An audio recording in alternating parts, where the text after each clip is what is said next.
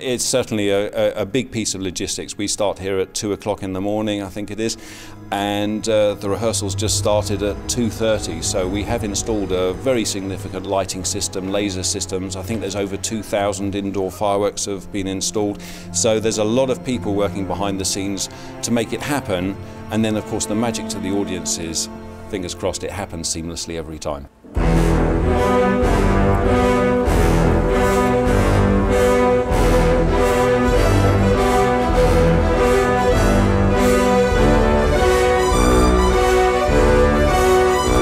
Technically it's changed enormously. The earliest years we were just explosives in the gallery, that was it, very little visual, nothing to see, just loud bangs or explosions. Since that time we've moved on to a lot more visual effects added to it, flames and rockets that fly through the auditorium, and the cannon has been added, of course, and the Moscow militia, the guys with the guns have all added to it. So there's more and more visual elements built into it, more than just the bangs. John's obviously key to it, what we do. We follow everything he does, just as a member of the orchestra would do.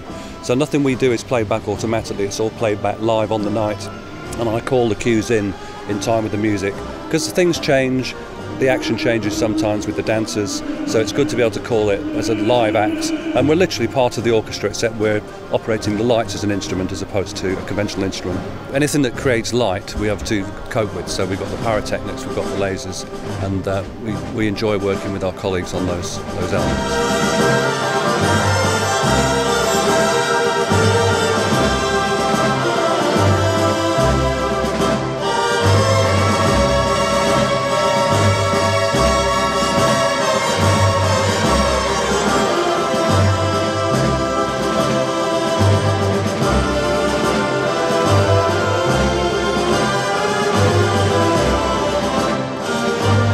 I always enjoy working with the Royal Philharmonic Orchestra. They're a great bunch of musicians, and it's a wonderful 4 days. We have great fun here, and I think that's taken on stage as well.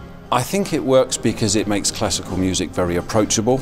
It adds a showbiz element to it, it adds technology to it, and I think they just come out to have a great time, and I think, fortunately, the show delivers every time.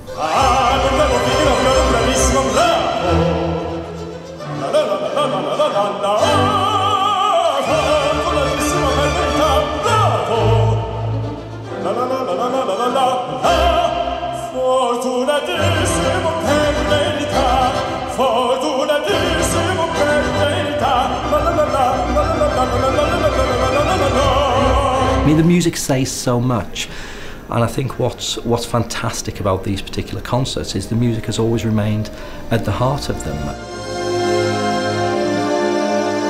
And we may have the fireworks, we may have the lasers, we may have the lights that give an added dimension, but ultimately what we are bringing to life is these wonderful pieces of music. You know, I'm sure if Tchaikovsky were alive today and saw how we brought the 1812 Overture to life in this way, he'd be over the moon. It's a given. The 1812 Overture is a piece where the canon part is written. It's actually a written piece of music, so we are following a score for the cue points. It's not just random. Picking the order of the music is important.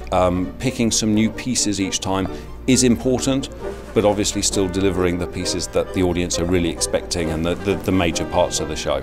It's one of those concerts that if you haven't been before, if you love classical music, there's something new to get out of it. And if classical music is something that you think, it's not for me, then I'd say, come and try it. You may be surprised.